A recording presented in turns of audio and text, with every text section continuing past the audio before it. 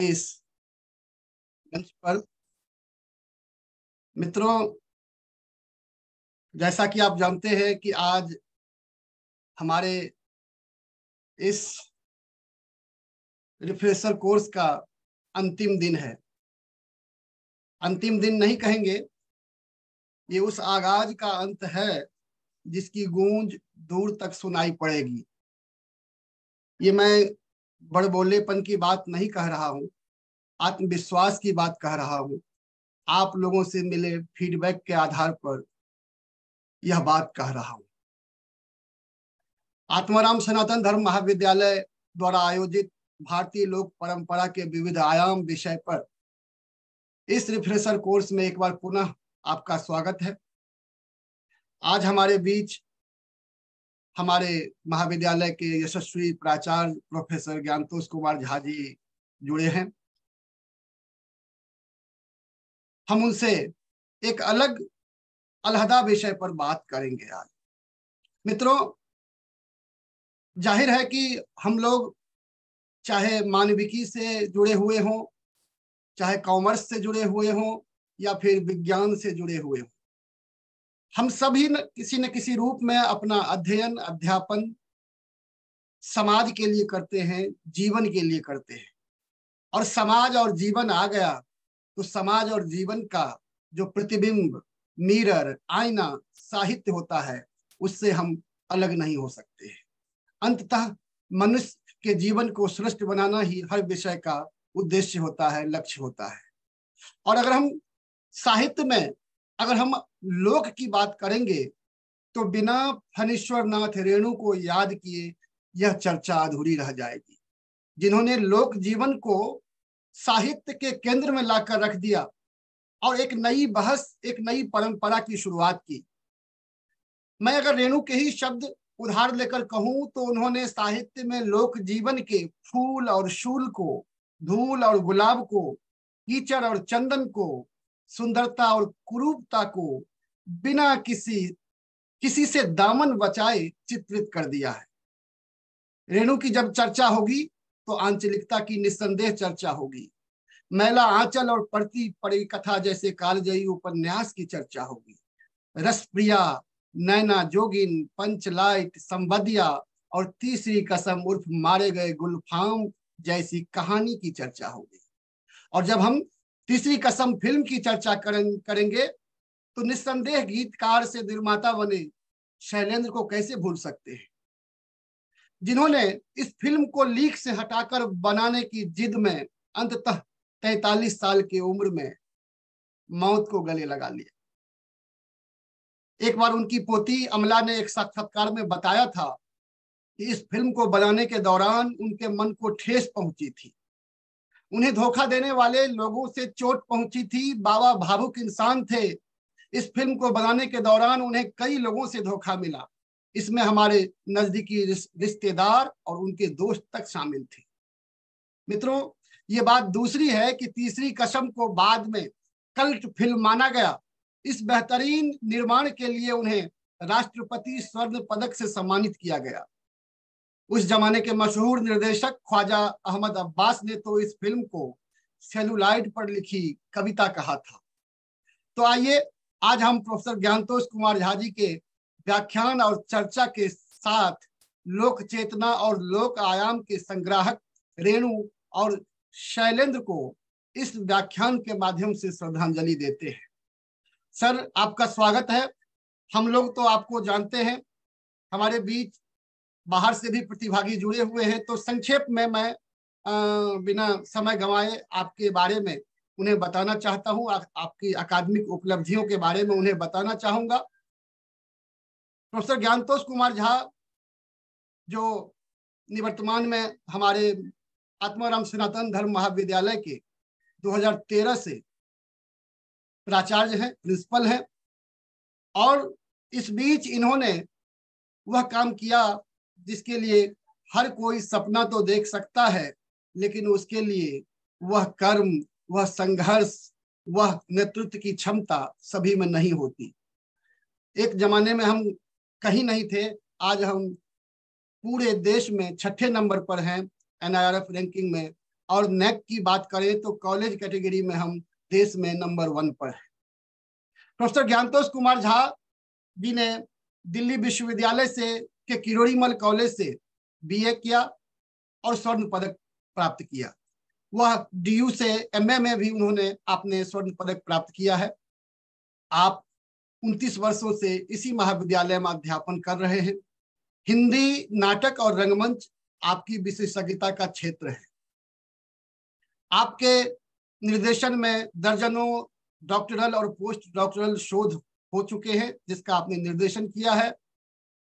आपकी प्रमुख पुस्तकों में नाटककार प्रेमचंद, संदर्भ करबला, भाषा की राजनीति और राष्ट्रीय अस्मिता, रंग शीर्ष जयदेव, कबीर और भक्ति आंदोलन, जगदीश चंद्र माथुर का रंग चिंतन, ये सब आपकी किताबें हैं।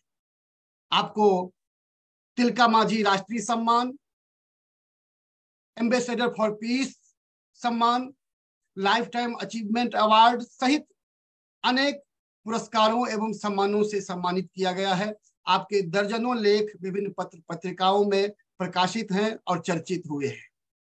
आपने 2 दर्जन से अधिक सेमिनार वर्कशॉप का संयोजन किया है और लगभग इतनी ही संख्या में इन सेमिनारों और वर्कशॉपों में आपने व्याख्यान दिया है और पत्रों की प्रस्तुति की है। सर, ये आज अच्छा मौका है कि कल हमने 2 दिन पहले चर्चा की और जो ये हमारी कमेटी है, हमारी जिद थी कि आप भी कुछ बात करें, हमसे संवाद करें, और निसंदेह मुझे पूरा विश्वास है कि आज का ये जो संवाद होगा ये बिल्कुल उस आगाज को हम उरूज तक पहुंचा पाएंगे इससे। सर, मैं आपको विनम्रता पूर्वक माइक सौंप रहा हूँ। बहुत बहुत धन्यवाद श्रीधरम जी। हालांकि इतने लंबे परिचय की आवश्यकता नहीं थी, क्योंकि कॉलेज की उपलब्धियां तो सबकी हैं, मेरे अकेले की नहीं है और सबको उसका श्रेय जाता है। जहां तक बात है, आपने सही कहा कि ये पिछले 15 दिनों से ये रिफ्रेशर कोर्स चल रहा है और इसमें ये विषय तो निश्चित रूप से मेरी इच्छा का है, मेरे अनुकूल है, और आप लोगों के हट के कारण मुझे भी बातचीत के लिए आना पड़ा और मैं बातचीत ही करूंगा, क्योंकि मैं मानता हूं कि मैं एक साहित्य का अधेयता भर हूं और साहित्य को सीखने, समझने और जानने का प्रयास करता हूं। तो जो मेरा विषय है, साहित्य, लोक और सिनेमा संदर्भ तीसरी कसम, इसमें मैं जो आपसे बातचीत करूंगा उसमें कुछ बातें तो सैद्धांतिक भी होंगी, लेकिन ज्यादा बातचीत हमारी व्यवहारिक होगी। आपने पिछले लगभग ये अंतिम दिन है तो लोक और शास्त्र के बारे में कई, मुझे लगता है कि व्याख्यान सुने हैं, लेकिन मैं शास्त्रीय किसी परिभाषा के उलझनों से बाहर निकल करके, चूंकि लोक की बात करूंगा तो लोक के अंदाज में ही करूंगा, क्योंकि मैं हमेशा से ये मानता हूं कि कहीं न कहीं वो जो व्याकरण है शास्त्र का, वो आदमी को बंधन में बांध देता है और लोक मनुष्य को विचरने के लिए स्वच्छंद कर देता है। यहां एक पूरी उड़ान भरने या कल्पना में खोने की स्वाधीनता होती है और शास्त्र में नियम का बंधन होता है। तभी तो कबीर ने कहा था कि तू कहता है कागज की लेखी, मैं कहता हूं आंखिन देखी। ये अनुभवजनित ज्ञान है। जब भी लोक पे बात होगी या लोक परंपराओं पे बात होगी, लोक के विभिन्न जो विधान है उसकी चर्चा होगी, तो वो कहीं ना कहीं वो अनुभव, वो रूप, वो रस, वो रंग, वो चेतना, वो भाव, वो उसमें समाहित होगा। उसको अलग करके, उसको बिलगा करके नहीं देखा जा सकता है। जबकि शास्त्र साहित्य को या जीवन को कुछ परिभाषाओं में, कुछ व्याकरण में, कुछ नियमों में बांध देता है। लेकिन ऐसा भी नहीं है कि लोक और शास्त्र का विरोध है।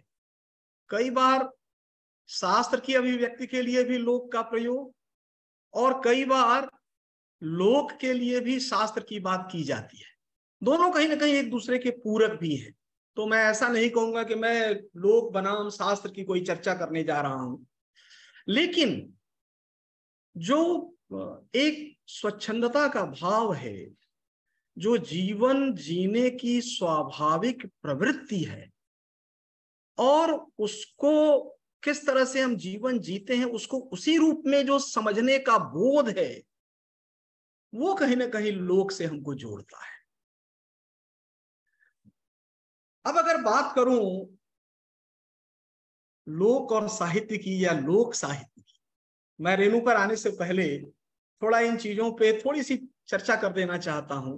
बाद में आपके प्रश्नों और आपकी जो जिज्ञासाएं होंगी उस पर भी बातचीत करूंगा। जी सर।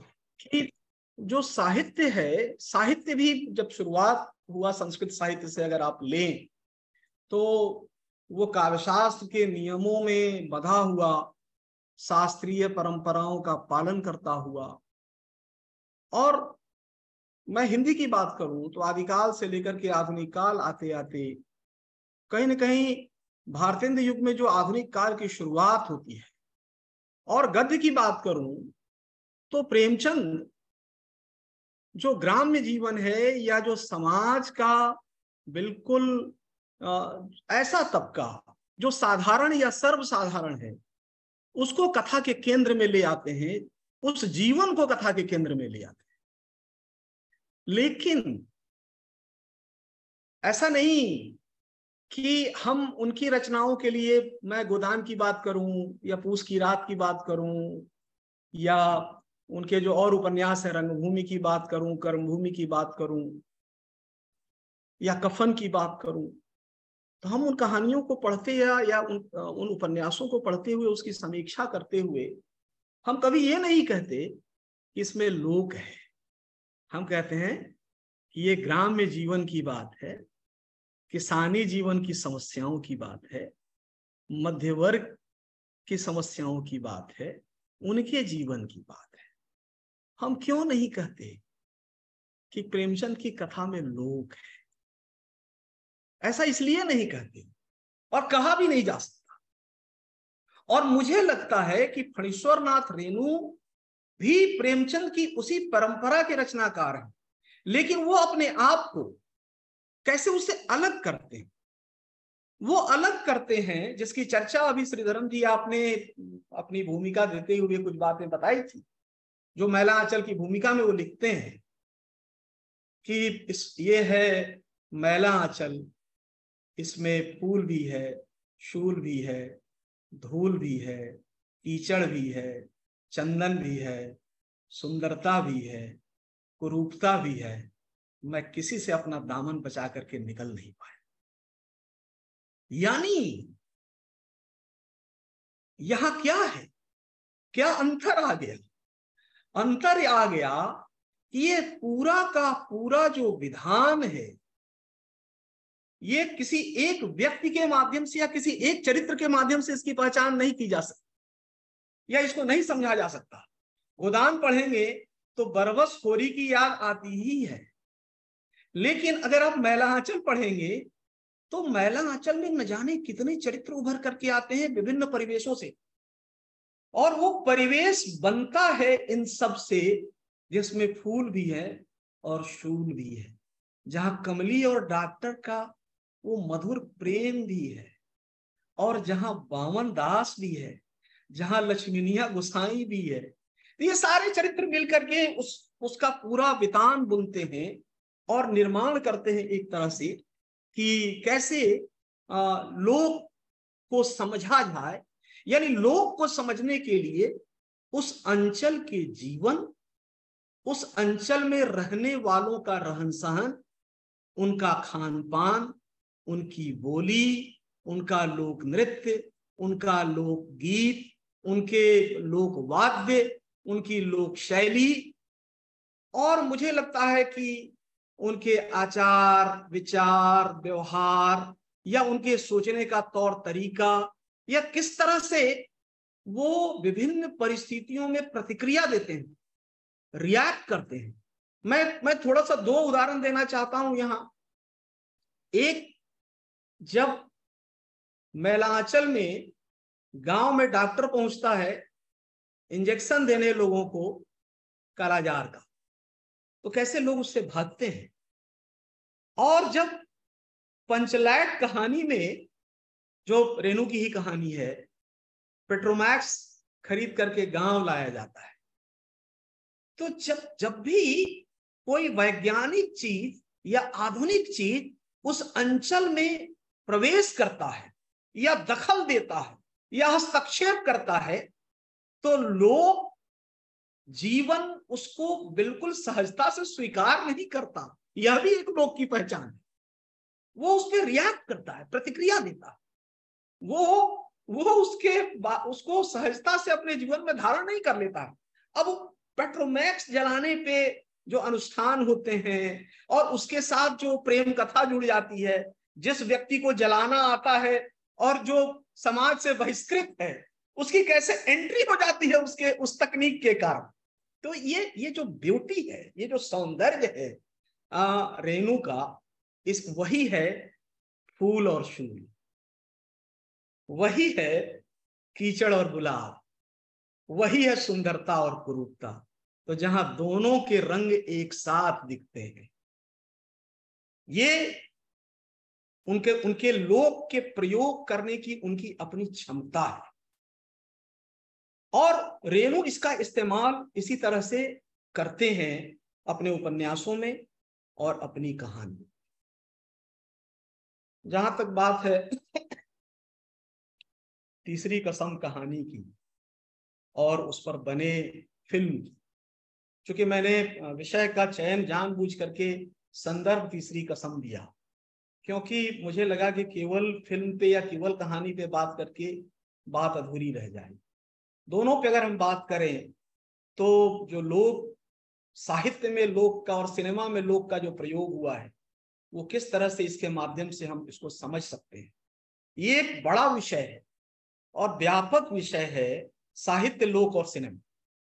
मैं तो समझता हूं कि इस पे एक अलग से रिफ्रेशर करने की जरूरत, लेकिन इसको एक सूत्र रूप में मैं बात करके फिर तीसरी कसम पे अपने व्याख्यान को केंद्रित करना चाहता हूं या आपका ध्यान आकृष्ट करना चाहता हूं। तीसरी कसम कहानी रेणु ने लिखी, और तीसरी कसम कहानी में इस पर फिल्म भी बनी। अब श्रीधर्म जो उसकी चर्चा कर रहे थे, उसके कुछ हम बीच बीच में क्लिपिंग्स का भी इस्तेमाल करेंगे आपसे बातचीत करने के क्रम में। अब ये कहानी जो लिखी गई है वो किसकी कथा है? अगर आप इसको ठीक से देखें तो इसमें दो व्यक्तियों की कथा है। एक हीरामन जो गाड़ीवान है, वो गाड़ीवान है, वो गाड़ी हाँकता है, बैलगाड़ी। अगर आपने फिल्म देखी होगी तो बैलगाड़ी का भी, वो बैलगाड़ी बिल्कुल वो काठ का चक्का वाला बैलगाड़ी है, वो प्रारंभिक बैलगाड़ी है। उसके बाद टायर वाले बैलगाड़ियां आ गई थी गाँव में, ठीक है, अब तो वो खत्म हो गई ट्रैक्टर के आने के बाद गाँव से। तो वो बैलगाड़ी हाँकता है और बैलगाड़ी हाँकने का उसको नशा है, ठीक है, मैंने नशा शब्द जानबूझ के बोला है। और हीराबाई जो एक नौटंकी की नर्तकी है, उसको लैला और गुलबदन बनने का नशा है। दोनों के जीवन में एक नशा है। हीरामन का विवाह छोटी उम्र की लड़की से हो गया, वो लड़की मर गई, 40 साल की अवस्था है, गाड़ीवानी करता है, विवाह करना नहीं चाहता। क्यों? क्योंकि उसको लगता है कि कौन इस बंधन में फंसे। और उस बंधन से वो मुक्त रह करके गाड़ीवानी करना चाहता है। अब ये बैलगाड़ी क्या है? बैलगाड़ी उस गांव के लोक की लोक सवारी है और उसका वाहक है हीरामन। अब हीरामन को गाड़ीवान दिखा करके रेणु ने, दरअसल कथा पर तो हम बाद में आएंगे, रेणु ने उसके माध्यम से संदेश क्या देने की कोशिश की कि गांव के आवागमन या गांव के लोगों का जो परिवहन है या जो भी साधन है, उसका जो सबसे उस समय उत्तम माध्यम था, उसका वाहक या चालक हीरामन है। तो कहीं ना कहीं उसके भीतर एक गंवईपन है, भोलापन है और एक सीधेपन का अंदाज है। तो फिर उसके भीतर एक बांकपन भी है, एक चतुराई भी है, एक चालाकी भी है। क्यों है ऐसा? ऐसा इसीलिए तो आप देखिए, फिल्म में देखिए या कहानी में पढ़ते हुए देखिए, जब वो हीराबाई को गाड़ी में बिठा करके चलता है आगे, तो जब लोग उससे दूसरा गाड़ीवान पूछता है कि क्या लेके जा रहे हो, तो क्या कहता है? बेदागरी लेके जा रहा हूं। विदागरी को, स्त्री की विदागरी उस समय बैलगाड़ी से होती थी गांव में, तो उसको कहता है बेदागी लेके जा रहा हूं। या वो जब गांव का नाम बताता है छत्तापुर पचीरा, अब वैसा कोई गांव है ही नहीं वहां। या वो सारे जो गाड़ीवान उससे सवाल करते हैं, उनसे वो देहाती भुच्चड़ की बात कहता है। लेकिन जब वो गाड़ी में हीराबाई बैठती है और उसके बाद जो उसके पीठ में गुदगुदी लगती है, वो गुदगुदी उसके जीवन की गुदगुदी बन जाती है। ये उसका भोलापन है। और वो कैसे हीराबाई के उसमें बैठने के बाद वो डर रहा है, वो भयभीत है कि कहीं कोई भूत पिशाच तो नहीं है, कोई चुड़ैल तो नहीं है इसमें सवारी में, और वो डरता है। वो मंदिर में जाकर के याचना करता है ईश्वर से। तो उसका एक ग्रामीण परिवेश के व्यक्ति का जो गंवई व्यक्ति का अंदाज है, जो उसका भाव है, जो उसका जीवन है, जो उसका डर है, जो उसका भय है, आप उसमें उसको देख सकते हैं। और फिर जैसे ही उसकी नजर पड़ती है हीराबाई के चेहरे पर, तो क्या कहता है? ये तो परी है। वो उसको परी कहता है। और उसके परी कहने के बाद जो हीराबाई रिएक्ट करती है, हीराबाई उठती है। और आप देखें कि ये जो गुदगुदी शब्द है, इसका भाई इस्तेमाल पूरे फिल्म में भी है और कहानी में भी है। ये गुदगुदी दोनों के जीवन की गुदगुदी बन जाती है और वो मुलाकात एक अव्यक्त प्रेम में परिणत हो जाता है, जहां कथा का त्रासद एक तरह से अंत है। फिल्म में भी है और कहानी में भी। तो आप देखेंगे कि कैसे एक गांव का व्यक्ति जो कि गाड़ीवान है, सहज है, सरल है, भोला है, और उसकी सहजता पे ही हीराबाई शायद उस पर फिदा है और इसीलिए वो उसको पसंद करती है और उसको बार बार बुलाती है। और जो वो गाड़ीवानी के रूप में जो 3 कसमें खाता है, जिसमें ये तीसरी कसम उसकी ये है कि अब वो इस किसी नौटंकी की सवारी को नहीं चढ़ाएगा, जनानी सवारी को। ये तीसरी कसम है। उसके पहले वो 2 कसम खा चुका है। एक, चोरी का सामान नहीं ला देगा, और दूसरा, वो बांस की सवारी लदनी नहीं करेगा, और तीसरा ये कसम कहता है कि किसी कंपनी की अब सवारी नहीं ला दूंगा। ये तीसरी कसम खाता है। तो गांव के लोगों में जो अंचल है और जो लोक है, लोक में एक कसम का भी मनोविज्ञान है। कसम कोई ऐसे नहीं खाता, शहरों में भी है, लेकिन लोक में उस कसम का एक मनोविज्ञान है।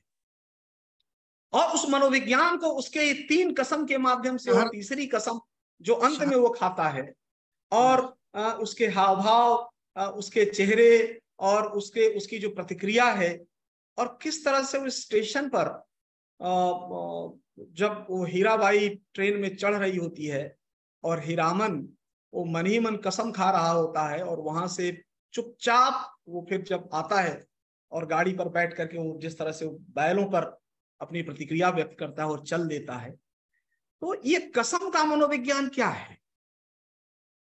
कसम का लोक मनोविज्ञान ये है कि सामान्यतया जो लोगों की समझ है वो ये है कि हम लोग जो सामान्य जीवन चल रहा है उसको ऐसे ही चलने दें, और अगर इसमें कोई विशेष बात होती है तो उसको, वो कसम हिंदी में है लेकिन उसको क्रिया खाना कहते हैं भोजपुरी मैथिली में, तो वो क्रिया खाता है, वो कसम खा लेता है और ये काम नहीं करने के लिए अपने आप को रोक देता है एक तरह से। तो इस कसम के माध्यम से उसको कहीं ना कहीं वो सबक मिलती है कि ये संभव नहीं है। और जो ये अव्यक्त प्रेम है जिसकी शुरुआत गाड़ी में बैठे गुदगुदी लगने से जिसकी शुरुआत होती है, और जिसका अंत रेलवे स्टेशन में पर हीराबाई के विदा होने, और हीराबाई विदा कब होती है? जब उसको कहती है कि तुम्हारी मीता को सौदागर ने खरीद लिया है, ठीक उसी तरह से जैसे महुआ घटवारिन को सौदागर ने खरीद लिया था। तो वहां से वो कसम खाता है। और लोक की ही यह विशेषता है, मैं इसको ऐसे लेता हूं, शायद अगर ये कहानी लोक जीवन से जुड़ी हुई नहीं होती तो इसमें हीराबाई और हीरामन के प्रेम की शायद परिणति सकारात्मक रूप में भी हो सकती थी। लेकिन जो जीवन का यथार्थ है वो किसी बाई को सामान्य जीवन और सामान्य घर में घुसने की अनुमति नहीं देता। ये यथार्थ भी कहीं ना कहीं रेणु को पता था, और इस यथार्थ के कारण रेणु ने फिल्म में वो एक दृश्य है जिसमें कि वो समझा रही हैं हीराबाई को, जो नौटंकी कंपनी की नर्तकियां हैं उसके मैनेजर है और उसका अपना जो मैनेजर है बिरजू, कि तुम क्या करोगी, इसलिए उसको उस धोखे में ही रहने दो, तुम देवी बनी रहो उसकी नजर में। तो हीराबाई एक नौटंकी कंपनी की नर्तकी है, कुछ लोग उसको वेश्या मानते हैं, पतुरिया मानते हैं, लेकिन जो वो गांव के गाड़ीवान हैं वो उसको देवी के रूप में देखते हैं। तो ये भी एक लोक का एक पक्ष है, वो उसको देवी के रूप में देखते हैं। और पलटदास उसको वो सीता माता की प्रतिमूर्ति देखता है, इसलिए उनका चरण चुना और उसको प्रणाम करना चाहता है, जहां से डांट करके वो भगा देती है उसको। एक दृश्य है फिल्म का, और इस कहानी में भी है इसकी चर्चा की पलटदास को वो किस तरह से डांट करके भगाती है। जी सर, तो मैं नोट कर रहा हूँ, उन दृश्यों को मैं दिखाने का प्रयास करूंगा बीच में, जिन दृश्यों की मैं थोड़ा सा और बोल लेता हूँ फिर आप दिखाइए। हाँ हाँ, जिन दृश्यों की आप चर्चा कर रहे हैं मैं कोशिश कर रहा हूँ कि उसे दिखाएं। तो अब इसमें इस कहानी को अगर के आधार पर आप लोक और साहित्य और सिनेमा को समझें, ऐसा नहीं कि हिंदी में केवल यही एक सिनेमा बना जो लोक पर आधारित है, बहुत सारी फिल्में बनी है जो लोक जीवन और की कथाओं पर आधारित है, लेकिन जितना सटीक लोक के करीब यह फिल्म है उतनी मुझे दूसरी फिल्म आज तक मिली नहीं। जितनी सटीकी है वहां प्रॉब्लम्स हैं, यहां लोक का जीवन है, और इसके एक पक्ष नहीं है, इसके अनेक पक्ष हैं। जैसे मैं आपको बताऊं कि लोक जीवन को दिखाने के लिए लोक रंग, अब आप अगर कभी आदिवासी इलाकों में गए हो और आपने, या गांव में पहले के मकान, अब तो गांव में भी सब पक्के मकान बन गए, जो कच्चे मकान बनते थे मिट्टी के, और मुझे याद है दिवाली के पहले उस मिट्टी के मकान को मिट्टी से लीप करके और उस पर रंग से चित्र बना दिए जाते थे। तो जो रंग है लोक का, यानी वो जीवन खाली नहीं है, वो रंगों से भरा हुआ है। लोक जीवन में, लोक में लोक रंग है और लोक रंग से भरपूर है। और यह कहानी भी लोक रंग के विविध रूप इसमें आप देख सकते हैं। जैसे मसलन इसमें लोकगीत है, इसमें लोक नाट्य है, नौटंकी है, इसमें लोक कथा की चर्चा है, महुआ घटवारिन की चर्चा है। मैं संकेत दे रहा हूं, फिर इसमें थोड़ी थोड़ी बात करूंगा। या इसमें जो लोक चरित्र हैं, या जो उनका अपना एक लोक विश्वास भी है, लोक चेतना भी है, लोक के भाव भी हैं, और गंध भी है, स्पर्श भी है, रस भी है, रंग भी है, तो और लोक का मनोविज्ञान भी है। इनके आधार पर अगर आप पूरी कहानी को समझने का यत्न करें तो आप इसको समझ सकते हैं। और आपको मैं अब थोड़ी चर्चा इस पे और करूंगा कि कैसे लोकगीतों के माध्यम से जो महुआ घटवारिन का प्रसंग आता है बीच में, और जब वो बैठी हुई है हीराबाई, और जब दोनों की बातचीत होने लगती है, और जब वो मीता कहने लगती है, जब एक गीत गाता है और उसके बाद वो कहती है जब कथा सुन, तो ये कथा और लोकगीत ये लोक जीवन में क्यों है? सबसे पहली बात तो ये कि जो लोक जीवन है वो मूलतः ग्रामीण जीवन है, और ग्रामीण जीवन के मुख्य आधार किसानी है, खेती है, या श्रम है। श्रम मतलब फैक्ट्री में काम करने वाले लोग नहीं है, वो खेत में, खलिहान में या जंगल में काम करने वाले लोग हैं। वो जो श्रमिक हैं उनको स्फूर्ति और चेतना कहां से मिलेगी? इसलिए उनके जीवन में ये अनेक रंग हैं, लोकगीत के हैं। अब हम सभी लोग वैसे गाना गुनगुना लेते हैं, लेकिन धान की रोपनी के समय या धान की कटनी के समय खेतों में जो लोग लोकगीत गाते हैं उसमें सभी गायक हैं। या जो सामूहिक नृत्य होता है, कितने तरह के लोक नृत्यों की भी चर्चा यहाँ पे हुई है। तो वो जो सामूहिक नृत्य करने की ये परंपरा है जिसमें सब लोग मिल जाते हैं, वहां कोई अलग नहीं है, अलहदा नहीं है, सभी उस रंग में रंग जाते हैं, उस लोक नृत्य में, उस लोक रस में सभी भीने हुए हैं, उस लोक रंग में सभी रंगे हुए हैं, उस लोक जीवन का आनंद सब ले रहे हैं। और उस लोक नृत्य को मैं जैसे एक उदाहरण दूं कि सारे गाड़ीवान जब फारबिसगंज के मेले में पहुंचते हैं और वहां अपनी वो थकान मिटाने के लिए एक झुंड में इकट्ठे हो जाते हैं, फिर ढोल और वो झाल करताल सब बजने लगता है, और फिर वो जो गाना गाते हैं, तो वो गाना जिसमें कहीं ना कहीं सब भागीदार है, सब मिल करके गा रहे हैं। तो एक तरफ अपना श्रम मिटा भी रहे हैं, दूसरी तरफ वो अपना मनोरंजन भी कर रहे हैं, और तीसरी तरफ वो एक शक्ति अर्जित कर रहे हैं उससे आगे के संघर्ष के लिए, आगे के जीवन के लिए। तो ये लोक की ताकत है। इस ताकत को आप इस कहानी में भी देख सकते हैं। अब मैं थोड़ा सा प्रसंग से अलग हट गया था, मैं महुआ घटवारिन की कथा की बात कर रहा था। इस कहानी में लोक कथा का प्रयोग है महुआ घटवारिन का, और आप सब जिसने पढ़ा होगा या जिसने फिल्म देखी होगी उसको पता है कि महुआ घटवारिन एक वो उसकी सौतेली माँ है, और वो घटवारिन है, घटवारिन यानी मल्लाह है, और वो उस जो सौदागर है उसका जो आदमी है उससे वो प्रेम भी करती, लेकिन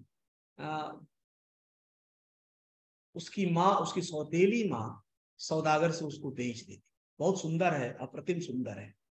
और उसका प्रेम परवान नहीं चढ़ता है और महुआ घटवारिन को सौदागर जबरदस्ती बिठा करके नाव में ले जाता है। फिर वो अंत में कूद जाती है नाव से और वो उसका जो नौकर है वो भी कूदता है उसके पीछे पीछे। तो कहीं ना कहीं उनकी सुखद परिणति नहीं है उनके प्रेम। तो महुआ घटवारिन की कथा अब लोक में लोक कथाओं का प्रचलन क्यों हुआ? क्योंकि वहां मनोरंजन के दूसरे साधन थे नहीं। हम सबने अपने बचपन में अपने दादा दादी से कुछ ना कुछ लोक कथाएं सुनी होंगी घरों में, और वो एक था राजा एक थी रानी से लेकर के वो कहानियां शुरू होती थी और फिर वही सुनते सुनते हम सो जाया करते थे। तो इस तरह की अनेक कुछ तो लोक कथाओं में क्या है, ये लिखित इसका रूप नहीं होता, जो लोक वाचन की परंपरा से आगे बढ़ती है। और लोक वाचन की परंपरा से ही महुआ घटवारिन की कथा हीरामन को मिली है, जिसका वो वाचन करता है इस कहानी में और सुनाता है हीराबाई। और हीराबाई को वो कहानी सुनाते हुए वो गीत भी गाता है। और कहीं ना कहीं महुआ घटवारिन की कथा सुनाते हुए वो महुआ घटवारिन की कथा, मुझे लगता है कि इसमें हीरामन और हीराबाई की भी कथा बन जाती और इसीलिए वो दोनों उनके प्रेम की परिणति हो नहीं पाती। अच्छा, दूसरी एक बात और समझने की जरूरत है, एक मनोविज्ञान और है प्रेम का, कि प्रेम हमेशा प्रेम में त्याग और प्रतिदान ये लोक जीवन का बहुत बड़ा फैक्टर है, तत्व है प्रेम का। जहां केवल शरीर की भूख की बात नहीं है, वहां प्रेम में त्याग है, बलिदान है। और इसीलिए महुआ घटवारिन की कथा में भी प्रेम वो अधूरी कथा रह जाती है। और हीरामन और हीराबाई की कथा में भी कहानीकार ने वो एक तरह से उस कथा को प्रेम के सकारात्मक परिणाम में परिणत नहीं किया, बल्कि एक ट्रैजिक अंत में, जहां वो ठाकुर आता है विक्रम सिंह और वो खरीदने का प्रयास करता है उसको, और वो नौटंकी छोड़ करके अपने शहर के नौटंकी में जाने की बात कहती है। तो वो भी एक आप इसके माध्यम से जो लोक का मनोविज्ञान है और जो प्रेम का स्वरूप है उसको समझ सकते हैं। और अंत में वो बोलती भी है स्टेशन पर कि तुम्हारी सौदागर ने जैसे महुआ घटवारिन को खरीदा था, तुम्हारी मीता को खरीद लिया है। तो और इस भ्रम में उसको छोड़ करके कि वो एक कंपनी की बाई थी और उसके साथ उसकी मुलाकात होती है, क्योंकि कहीं भी प्रेम व्यक्त तो है नहीं। कहीं जब वो पूछती भी है हीरामन से, जब वो घुमाने ले जाता है उसको बैलगाड़ी से नौटंकी कंपनी से बाहर, तो वो पूछती है कि तुमने कुछ नुकसान तो तुम्हारा नहीं हुआ? तो वो इस बोल के चुप रह जाता है। और जो ये इस की ध्वनि है, जिसका कम से कम 15 बार प्रयोग इस कहानी में है, इसका आप डिक्शनरी में देखेंगे तो कोई अर्थ नहीं मिलेगा। तो लोक को रचने वाला ऐसे शब्दों का भी विधान करता है जिसका कोई अर्थ नहीं है, लेकिन उससे अनेक अर्थ ध्वनित हो जाते हैं। अब वो इससे कहने से उसका भोलापन, उसका शर्मीलापन, उसके प्रेम की एक मूक अभिव्यक्ति वो भी है, या जो प्रशंसा करना चाहता है वो भी है उसमें। वो इसकी अभिव्यक्ति से बार बार चीजें आती। दूसरा, इसके माध्यम से ये सारी चीजें, और जब पूरी यात्रा में जब बोलती है हीराबाई, तो वो कहता है कि उसकी हंसी के लिए और उसकी बोली के लिए बिल्कुल फेनुगिलासी, बच्चों जैसी महीन आवाज और फेनुगिलासी हंसी। अब देखिए, वैसे तो आलोचकों ने फेनुगिलासी को ग्रामोफोन ही माना है, और फिल्म में तो जो बासु भट्टाचार्य ने हीराबाई से कहलवा भी दिया, अच्छा ग्रामोफोन, मतलब उसको स्पष्ट करने के लिए, क्योंकि फिल्म तो पूरे हर जगत में जाना था। लेकिन मैंने पीछे आपसे दो नशा का प्रयोग किया था। एक मैंने कहा था कि उसको गाड़ीवानी का नशा है, और दूसरा इसको लैला और गुलबदन बनने का नशा है। और वो कहती भी है कि जैसे तुम गाड़ीवानी नहीं छोड़ सकते हो, वैसे मुझे भी लैला और गुलबदन। जब वो कहता है ना कि नोट छोड़ दो नौटंकी, आप भी सामान्य जीवन जियो चुको, उसको पता नहीं, वो इतना भोला है, इतना सहज है कि वो समझ ही नहीं पाता कि ये कोई इस तरह की औरत है जो कंपनी की औरत है, या वो वेश्या है, या वो इस तरह से नृत्य और गीत करने के लिए लोगों का मनोरंजन कर, उसका अपना कोई परिवार नहीं है। इसलिए वो सवाल भी पूछता है आपका कौन है, तो कहती है कि मेरे सब लोग हैं, और जिसके सब हैं उसका कोई नहीं है। तो इस तरह के जो जीवन के अंतर्विरोध हैं लोक के भीतर, उसको भी आप इस कहानी के माध्यम से समझ सकते हैं। और जो वो बात हीराबाई, उसको जो नशे की बात मैं कर रहा था, गाड़ी वालों को गाड़ी चलाने का नशा है या कुछ और भी नशा वो करते हैं। और ग्रामीण जीवन में जो एक जमींदार आता है वो नशेड़ी है। जो ठाकुर विक्रम सिंह भी फिल्म में एक सीन में जब वो उसके तंबू में घुस जाता है तो वो नशा कर रहा होता है। और गांव में ताड़ी का नशा लोग करते हैं। और ताड़ी में जब सुबह ताड़ी को उतारा जाता है, मुझे नहीं पता कितने लोगों को ताड़ी पता है, वो ताड़ के पेड़ से निकलता है, खजूर और ताड़ के पेड़ से, तो उसमें एक सफेद फेन रहता है। और अगर आप गिलास में भरेंगे ना तो बिल्कुल वो सफेद, और उसके नशे से जो लोग एक जो वो जो नशा है, वो जो उसकी मादकता है, और उस मादकता से जो निकली हुई हंसी है, वो बिल्कुल उस फेनोगिलासी हंसी की तरह है, जो जो कि ग्रामोफोन की निकली हुई ध्वनि में है, उसके गीत में है।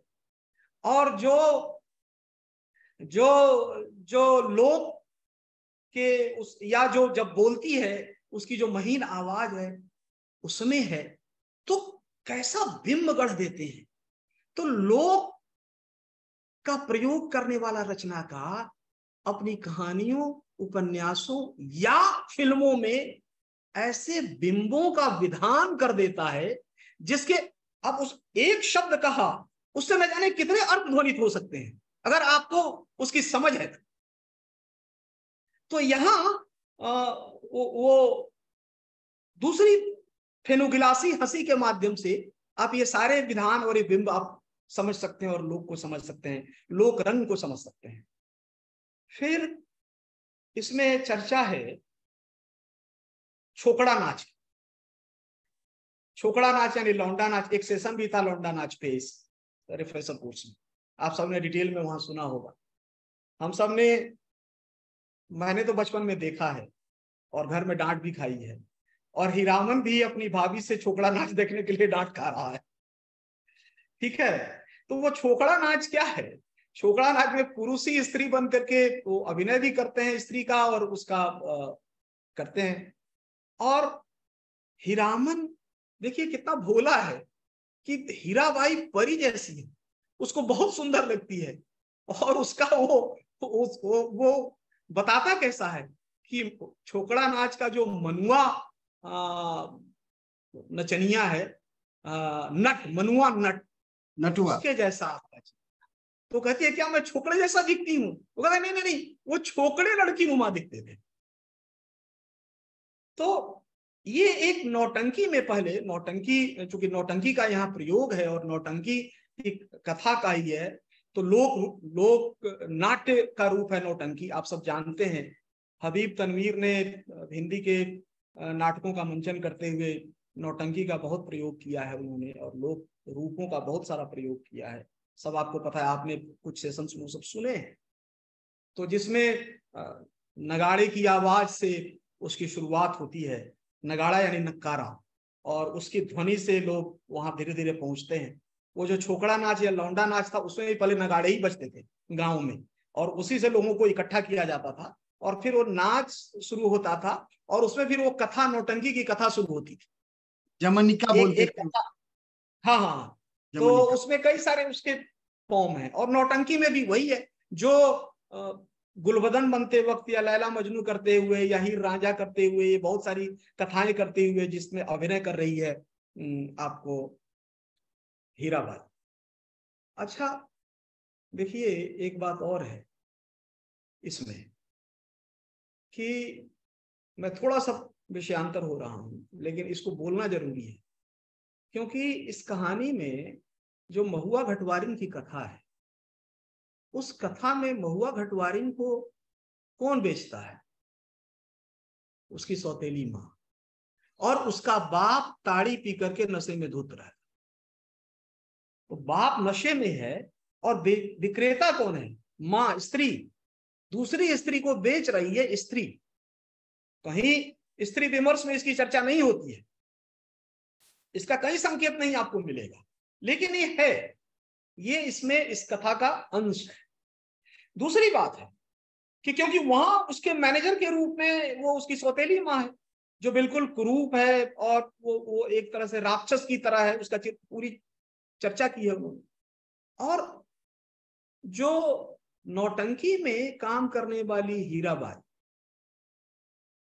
हीराबाई एक नौटंकी छोड़ से मथुरा मोहन कंपनी में जाती है, और वहां जो उसका मैनेजर है, और उसका जो बिरजू या जो नौटंकी कंपनी का मैनेजर है, वो सब उसको पहले समझाने की कोशिश करते हैं कि ठाकुर जो है विक्रम सिंह, उसकी बात मान। लेकिन जब वो जिद पे अड़ती है, और वो कहीं ना कहीं एक तरह से हीरामन से अपने प्रेम की अभिव्यक्ति करना चाहती, तो उसमें जो कुछ स्त्रियां उसके साथ बैठी हैं जो स्वयं नर्तकियां हैं, तो उसमें कुछ तो उसके पक्ष में बोलती हैं, लेकिन ज्यादा उसको ये समझाने की कोशिश करती हैं कि तुम्हारा जीवन क्या रहेगा, तुम कहीं गुमनाम हो जाओगी, कहीं खो जाओगी। क्यों? वो यथार्थ और जो एक मोह है, जो कल्पना है, उसकी एक टकराहट वहां रेनू ने, वो सिनेमा के दृश्य में भी वो है और कहानी में भी है। तो यथार्थ और कल्पना की टकराहट है, और कहीं ना कहीं जीवन के यथार्थ को हीराबाई को समझना ही पड़ता है, और इसीलिए वो नौटंकी छोड़ करके अपने देश की नौटंकी में जाने की बात कहती है, और हीरामन से वो फिर मिलती है, और उससे वो विदा लेती है। तो इस तरह से मैं अगर इस पे इसको बताऊं, तो इसमें लोक कथा, या आपने इसके लोक रंग, इसके लोक वाद्य, लोक जीवन, और लोक का जो नृत्य है, लोक का जो गीत है, और लोक का जो मनोविज्ञान है, लोक के जो स्वप्न है, कल्पना, और वो कल्पना को एक हकीकत में बदलने की कहीं ना कहीं अंदर में चाह तो है, लेकिन हिम्मत नहीं, क्योंकि समाज उसके लिए तैयार नहीं। वो दोनों के मन में है, वो दोनों के मन में वो चाह है, लेकिन उसको व्यक्त करने की ताकत जो अंदर से आनी चाहिए, वो इसलिए नहीं आती क्योंकि समाज में उसकी स्वीकृति नहीं है। और इसीलिए इस कहानी का एक त्रासद उस तरह से वो दिखाते हैं, बिल्कुल रेणु बिल्कुल। भी दिखाते हैं, और फिल्म में भी वो एक त्रासद अंत है कि हीराबाई छोड़ करके हीरामन को चली जाती है, उसको पैसे मिल जाते हैं और एक शॉल देती है। अच्छा, इससे कई सारे दृश्य हैं जिसमें इनके अल्हड़पन को, इनके गंवईपन को, इनके भोलेपन को, इनकी सहजता को, जी सर, मैं उन दृश्यों को अब दिखाऊंगा, जिन अच्छा, जिन दृश्यों की आपने चर्चा की है। तो मैं हाँ हाँ चाहता हाँ हूं कि उन दृश्यों को अगर हम ऑडियंस के सामने रखते हुए थोड़ी बात करेंगे तो और हाँ, ठीक है ठीक इसकी है, आप रोचक दिखाएं हो जाएगी। आपने सही दिखाएं। कहा कि शपथ खाने की बात कही आपने। तो आजकल जो अदालतों में गीता पर और धर्म ग्रंथों पर रखकर हम शपथ खाते हैं, मुझे लगता है कि कहीं ना कहीं से लोक में शपथ खाने की परंपरा जो रही है तो वहीं से ली गई है। ये अलग बात है कि वहां किसी धर्म ग्रंथ पर हाथ रखे बगैर ही लोग उस कसम का पालन करते थे। एक सत दू सत ब्रह्मा विष्णु सत जन तोरा कहल करे से 80 कोस नरक में जाके खास, पालन करते थे वो। अब तो 80 कोस कहिए, 80 कोस नरक में जो है उबडुब करते हुए भी झूठ बोल लेते हैं। तो ये आपने बहुत अच्छा इशारा किया, उधर अपने गांव की बात की। खुद इसमें एक डायलॉग है कि फटा कलेजा गांव का दुख सहने की यही रीत। सर आपने चर्चा की कि वो जो टायर जो है वो आधुनिकता का प्रतीक है। जब जो जो बैलगाड़ी में टायर वाला जो चक्का लग गया तो वहां से आधुनिकता की शुरुआत हो जाती है, और थोड़ी आधुनिकता। उसमें मैं आपको एक दृश्य दिखाना चाहता हूँ पंत जी। जो टप्पर वाली गाड़ी भी उस समय बड़े लोगों के शानो शौकत की का प्रतीक था, जो आपने अभी चर्चा की कि अगर ऊपर खुला हुआ है तो बिल्कुल सामान्य लोगों के लिए है, और अगर वो टप्पर है तो या तो उसमें सूदखोर होगा, साहूकार होगा, या फिर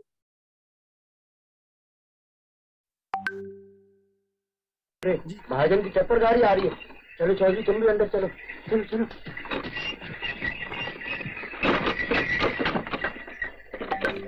क्या कहना, मैं घर में नहीं हूँ।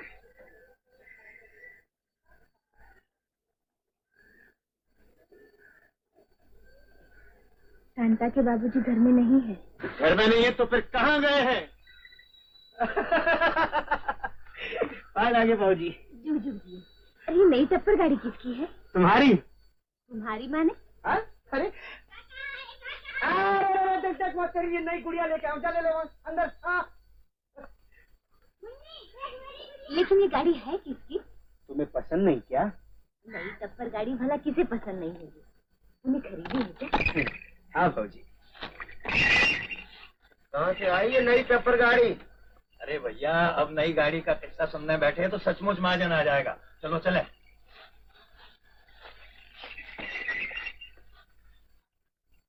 जी इसी तरह से नई टप्पर गाड़ी खरीदने के लिए इसी तरह से जो बैल और आपने उसकी चर्चा की, मैं चाहूंगा कि पंत जी वो भी दिखा दीजिए, तो इस पर फिर सर की टिप्पणी चाहूंगा। जो किस तरह से कृषि जीवन, लोक जीवन का आधार जो कृषि संस्कृति है, जिसमें बैलों के नाम होते हैं, लेकिन वो बैलों के नाम जो है ये शहरी हम कुत्तों के नाम वाले नाम नहीं होते हैं।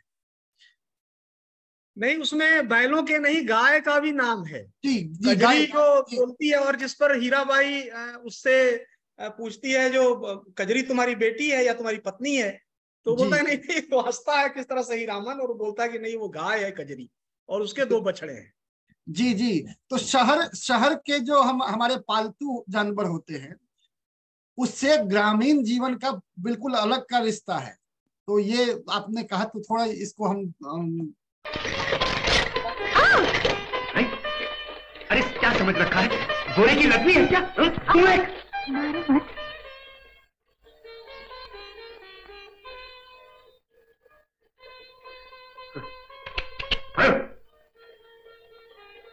बैल को मारते हैं तो आपको बुरा लगता है? धीरे धीरे चलने दो ना, जल्दी क्या है?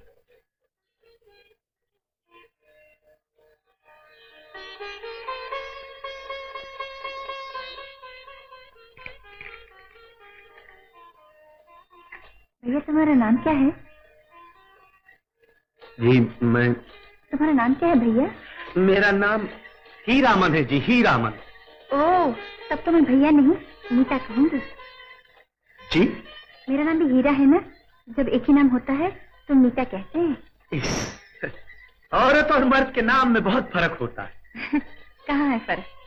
मैं भी हीरा, तुम भी हीरा।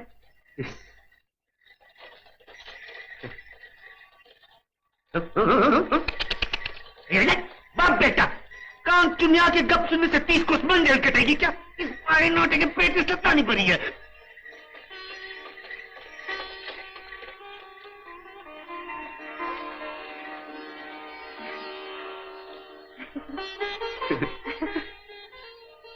तुम्हारे घर में कौन कौन है? जी बड़ा भाई खेती करता है, बहू जी है, शांता है और कजरी। और बाल बच्चे?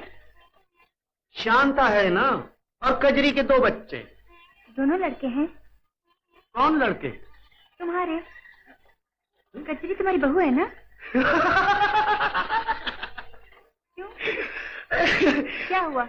अरे कजरी गाय है, गाय, और उसके 2 बछड़े हैं। तो अब तक तुम्हारी शादी नहीं हुई? हुई थी, लेकिन गौने से पहले ही दुल्हन चल बसी। कितना अर्सा हुआ? बहुत, 15-20 बरस हो गया। अच्छा, फिर हाँ श्रीधरम जी, मैं जी दरअसल क्या है कि जो लोक साहित्य को रचने वाला व्यक्ति है, रचनाकार है जी, वो लोक से, मैंने पहले भी एक बात कही थी आपको कि इस तरह के बिंब बनाता चलता है जिसके माध्यम से आप बहुत जल्दी उसको ग्रहण कर लेते हैं। ठीक है। और इसमें जैसे मारो मत बैल के लिए वो कहता है ना, तो ये जब कहती है तो उसके बाद जब पूछता है हीरामन कि आपको बुरा लगता है, और उस समय, और याद कीजिए अंत में जब वो स्टेशन से लौट करके अपने गाड़ी पर आता है और चाबुक उठाता है मारने के लिए बैल को, फिर एक ध्वनि सुनाई पड़ती है, मारो मत, और फिर उसके हाथ रुक जाते। बिल्कुल बिल्कुल बिल्कुल, ठीक है ना? बिल्कुल। तो ये जो बिंब है, इसके माध्यम से मतलब कहानी के प्रेम उसके जीवन की विडंबना को भी, उसके लोक जीवन को भी, और उसके चरित्र को भी इसके माध्यम से आप समझ सकते हैं। एक बात। दूसरी बात, जो बात आपने कही थी बैलगाड़ी की और टप्पर वाली गाड़ी की, ये तो है ही। आधुनिकता के साथ जैसे जैसे सुख और विलास की सामग्री की तो उसी को के लिए मौजूद रहती है जिसके पास साधन और संसाधन और शक्ति होती है। विक्रम सिंह के पास पैसे की शक्ति है, तभी तो वो हीराबाई को खरीदने या उसका सौदा करने की कोशिश करता है। ये शुरू से चलता आया है समाज के भीतर। और इस तरह के साधन जो इस्तेमाल करते हैं वो अमीर उमराव या जिनके पास बहुत पैसे होते हैं, लेकिन जो बैलगाड़ी है वो गाड़ी बिल्कुल ग्राम्यांचल को और हमारे लोक को हमसे बिल्कुल जोड़ देता है, वो कनेक्ट करता है उससे।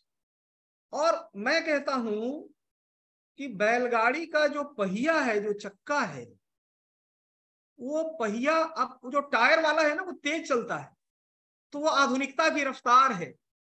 और बैलगाड़ी के पहिए को आप उतना तेज चला नहीं सकते, तो वो अंचल की रफ्तार है। ठीक है। बिल्कुल बिल्कुल बिल्कुल। और जो टायर वाली गाड़ी है उसमें हिचकोले कम आते हैं, कम आते तो हैं। वो आधुनिकता और शहरीकरण के बाद जीवन में हिचकोले थोड़े कम आते हैं। और जब अंचल के जीवन को आप जीते हैं तो वहां जीवन की विडंबनाओं और परिस्थितियों के संघर्ष के हिचकोले आपको बहुत खाने पड़ते हैं। बिल्कुल बिल्कुल इस बिंब के माध्यम से आप इसको भी समझ सकते हैं। बिल्कुल। एक आपने तो पूरा एक रूपक गढ़ दिया उस जो लकड़ी का पहिया, और जब उसमें एक रबर लग जाए तो क्या जीवन का के जो हिचकोले हैं उसमें शहरी और ग्राम्य जीवन का क्या अंतर हो जाता है। इसका आपने एक बहुत खूबसूरत रूपक इस फिल्म के बहाने आपने बताया। हम अगले प्रसंग पर चलना चाहते हैं, और वो बहुत ही मार्मिक प्रसंग जिसकी अभी आपने चर्चा की, महुआ घटवारिन का प्रसंग है। महुआ घटवारिन हजारों लाखों गांव में होती रही है, लेकिन ऐसे अनेक महुआ होती हैं जिनकी चर्चा होती ही नहीं है। हमने गांव में सुना है कि कोई प्रेम करने वाली स्त्री को गले में घड़ा बांधकर तालाब में डाल दिया गया, लेकिन लोग उसको बचा लेता है। और शायद बाकी किसी इतिहास में नहीं हो, लेकिन स्त्रियों के ऊपर जो उत्पीड़न है ये लोक में बचा हुआ है। इसका एक एक क्लिप हम थोड़ा यहाँ देखें हम लोग मिल करके, और फिर उस पर आपकी एक और टिप्पणी चाहूंगा।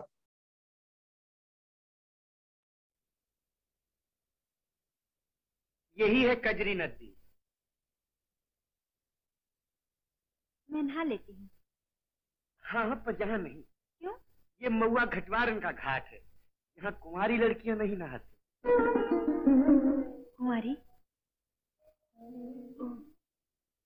ये महुआ घटवारिन कौन है? इसी गांव की लड़की थी, यहाँ नहाती थी, देखने में बिल्कुल परी जैसी। पुरानी कथा है।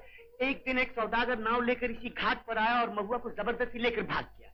उस दिन से यहाँ कुंवारी लड़कियां नहीं नहाती। अच्छा, तो मैं वहां नहाऊं? हाँ, वहाँ ठीक है, वहाँ कोई दोष नहीं।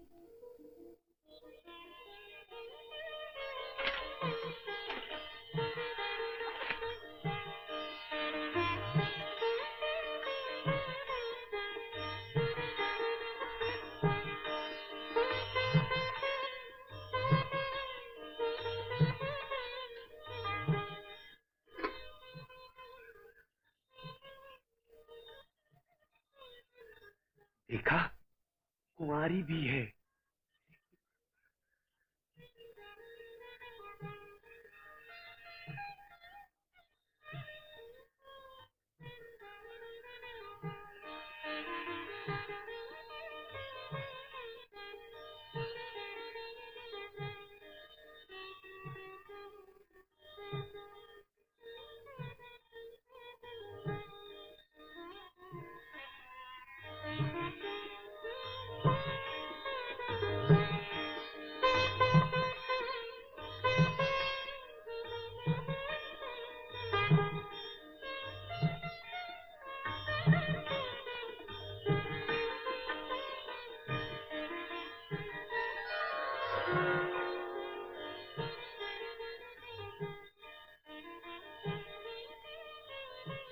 धर्म जी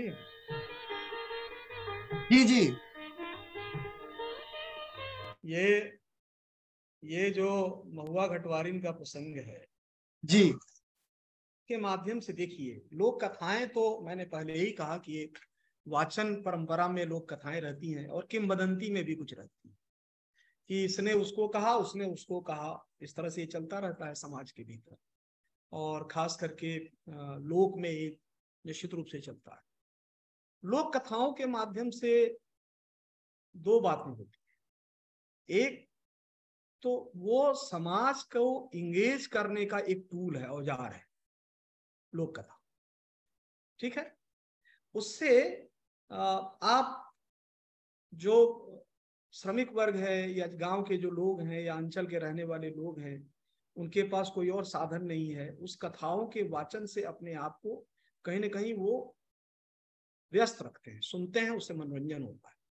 दूसरा, इसमें देखिए कि एक जो महुआ घटवारिन जिस घाट पे नहाती है, वहां नहाने से हीरामन उसको मना करता है। जी जी, और मना करके वो दूसरी घाट पे भेजता है। वो उसके चेहरे पे जो प्रतिक्रिया है हीराबाई के कि कुंवारी लड़कियां यहाँ नहीं नहाती, वो चली जाती है दूसरी जगह और जा करके अंदर बैलों के पास बोलता है हीरामन, कुंवारी भी है।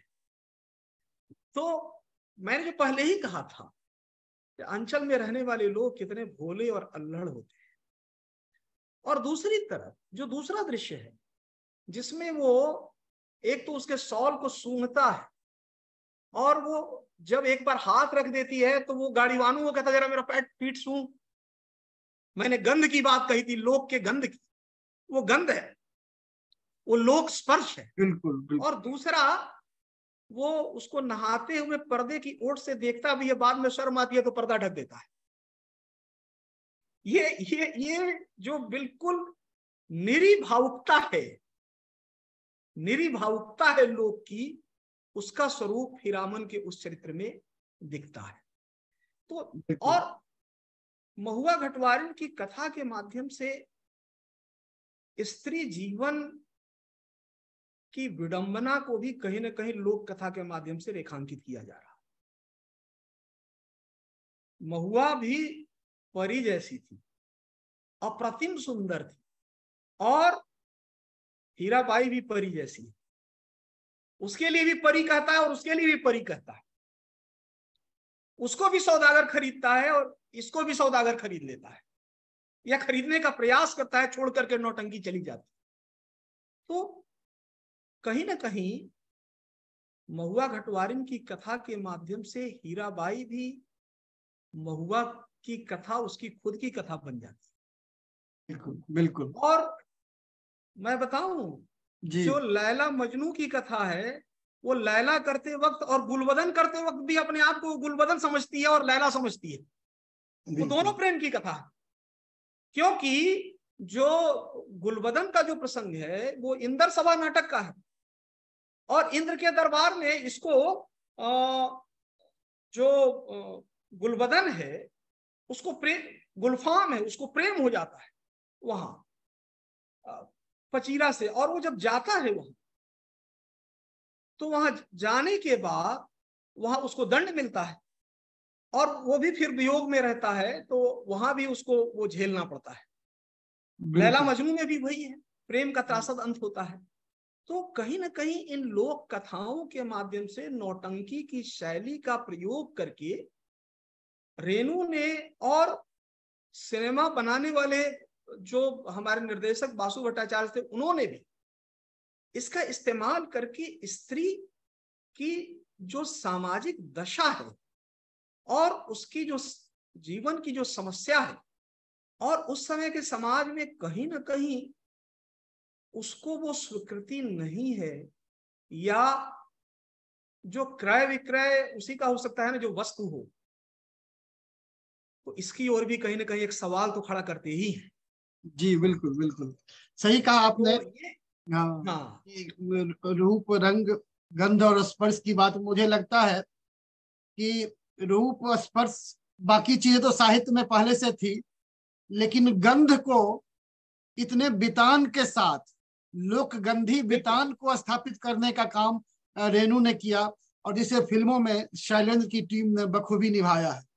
एक आपने चर्चा की नटुआ नाच प्रसंग का, तो उनकी कहानी भी है एक विदापत नाच को लेकर के, रसप्रिया। लेकिन इसमें भी जो आपने कहा वो प्रसंग में, यहाँ जिन लोगों ने फिल्म नहीं देखी है उनको देख के ये अच्छा लगेगा और चीजें और स्पष्ट हो जाएगी कि किस तरह से वो जो उपमान देता है वो किस तरह से उपमेय नहीं, यहाँ उपमान ही उपमेय हो गया है। तो अब आप देखिए वो दृश्य।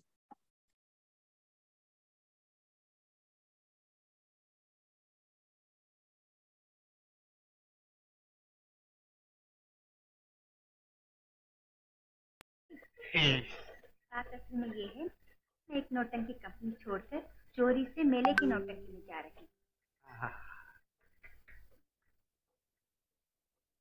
याराब तो तनिको न माने, पलमवा बुला दे मेरे कोए, हाय राम बलमवा बुला दे मेरे कोए। कैसा गीत, ऐसे तो कभी नहीं सुना। सुनिएगा कहाँ से, ये छोकरा नाच का गीत है। पहले छोकरा नाच वाले एक से एक गजल खेमता गाते थे, अब तो भोंपू पे भेपू भेपू करके जाने कौन गीत गाते थे लोग। क्या देख रहे हो जी, आपका मुंह बिल्कुल बिल्कुल क्या, बोलो ना। आपका मुंह बिल्कुल छोकरा नाच के मनुआ नटुआ जैसे दिखता है। हाय राम, मैं क्या छोकरा जैसे दिखती हूँ? जी नहीं, वो छोकरे ही लड़की नुमा हुआ करते थे।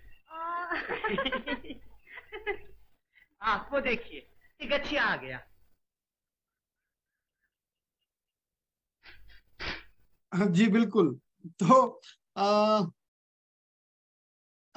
जो लोक जो हीरामन है उसमें कहीं ना कहीं से जो नटुआ नाच की जो गांव में परंपरा रही है वो इतना व्याप्ति है उसकी कि उससे वो तुलना हीराबाई की कर रही है। जी आप कुछ कह रहे थे। बिल्कुल बिल्कुल, वो उसकी व्याप्ति इतनी है, उसका प्रसार इतना है, और मैंने बताया कि उस लोक जीवन में उनके लिए जीवन में सुख पाने का आधार है, बिल्कुल। तो जहां से आपको रस मिले जीवन में, जहां से सुख मिले और जहां से आपको कहीं ना कहीं आपको खुशी मिलती हो, तो वो आप कभी भूलते नहीं है, विस्मृत नहीं करते हैं, आप बुरी चीजों को भूलना चाहते हैं। ये मनुष्य का मनोविज्ञान भी है। तो इसलिए उसके जेहन में है वो नटुआ नाच, और नटुआ नाच का मनुआ नटुआ एक बात। तो इस उसकी चर्चा वो इसीलिए दो जगह करती है, एक जगह यहाँ भी करती है, और जब एक बार घुमाने ले जाता है और उस समय भी वो उसको देखता रहता है तो हंसता रहता है, फिर कहता है कि मुझे, अब मैं कहूंगा तो आप हंसेंगी, और फिर कहता है कि मुझे मनुआ नटुआ जैसा आपका चेहरा दिखता है। यानी आप देखिए दो जगह इस्तेमाल किया उन्होंने। तो कहीं ना कहीं जो नाच है, नटुआ नाच है या जो लोक नाच है, इस तरह से रेणु के भी अपने जेहन में, उनके भी मन में, मस्तिष्क में वो बसा हुआ है, और इसीलिए उसका वितान वो कहानी में रच देते हैं इस तरह से कि उसमें जो नायक है वो नायिका जो कि परी जैसी है, उसको उसका जो उपमान देता है, तो नटुआ, वो जो मनुआ नटुआ है उसके बारे में वो उसका उपमान दे देता है। तो ये तो है ही। जी जी, दो बिल्कुल। चीज मैं जो बताना चाहता था, और कि देखिए जब भी लोक की बात होगी, साहित्य में और सिनेमा में लोक का प्रयोग होगा, तो लोक की भाषा के बिना ये प्रयोग पूरा नहीं हो सकता। ठीक है, इसलिए जो हीरामन का पूरा कैरेक्टर या उसके साथ के रहने वाले जो भी लोग हैं, जितने कैरेक्टर हैं, सब उसी अंदाज में बोलते हैं उसके साथ भी, और हीरामन पूरा अपना डायलॉग करता है, अपना जो संवाद करता है उसी तरह से करता है।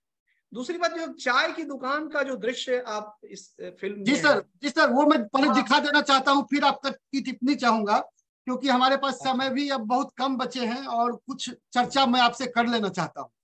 ठीक ये है, ठीक। पहले ये क्लिप पहले देख लेते हैं।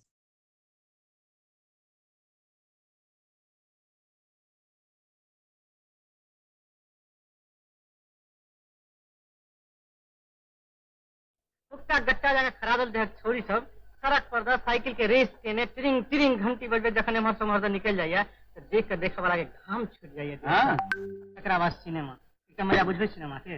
अरे सबसे कम पाई दिया, सबसे आगे में जाके बैसू, मन हो तो हाथ बढ़ा के पर्दो छू लिया। अरे यहाँ कटगर छोड़ी के फोटो, आ हा हा हा हा, पिस्तौल वाली तमंचा जान माने घोड़ा पर हाथ पड़ल कि टोटा फैट भेल, यहाँ बुलेट मार सब हीरोइन है। ओ हारमोनियम ने हिरानी की कहलिए गुरुजी, हिरानी नहीं हीरोइन, हीरोइन कहे फीलिंग स्टार के। अच्छा, फीलिंग स्टार, हाँ यो बुलेट मार। अरे क्या फीलिंग स्टार बुलेट मार लगा रखी है, कल देखना मेले मारे हीरा भाई। हाँ भाई, क्या चाहिए? चाह देना। कितना? 1 लोटा। 1 लोटा? 3 आने का, 2 आने का? अरे 3 आने का नहीं, 4 आने का, 4 आने का।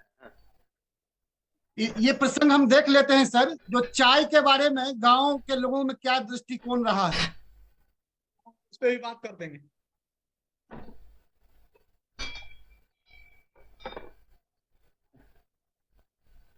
एक तो चुक्कर भी देना। लो चाह पीजिए, गरम है, संभालिएगा। लो। जी हम चाय नहीं पीते। क्यों? कुंवारे आदमी को चाय नहीं पीनी चाहिए। किसने कहा तुमसे? जी मैं जानता हूँ, एक बार पी थी। फिर? बड़ी गर्म तासीर है। गर्म तासीर मेरे लिए नहीं है। लो। अच्छा लाइए, आप कहते हैं तो चाय पी लेता हूँ। बिल्कुल। अच्छा मीठा, रात बहुत हो रही है क्या? इसमें जी, दो बातों की ओर मैं इशारा करना चाहता था। एक तो ये कि जो लोक में या गांव में पहले के जमाने में इतने तो सिनेमा घर होते नहीं थे, दूर दूर राज होते थे, और सबके पास इतने पैसे भी नहीं होते।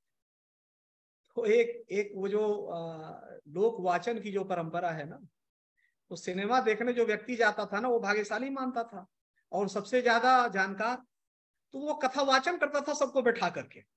वही वो हीरोइन के बारे में, हीरो के बारे में बताता था, और पता नहीं, मुझे तो अपने बचपन का याद है, जब एक बार हिंदी की फिल्म शोले आई थी, तो शोले की रिकॉर्डिंग उसके डायलॉग्स के साथ गाँव में खूब चला करते थे और लोग उसको सुनते थे। उस समय तक लाउड स्पीकर वगैरह बहुत सारे आ गए थे, ये ग्रामोफोन वगैरह। लेकिन जो इस दृश्य के माध्यम से एक तो लोक भाषा का प्रयोग और लोक जीवन में, देखिए छोटे छोटे दृश्य हैं, छोटे छोटे बिंब हैं, लेकिन उसके माध्यम से उस जीवन को समझना है, उस जीवन की हलचल को समझना है, उस जीवन के विविध रंगों के और रूपों का दर्शन करना है।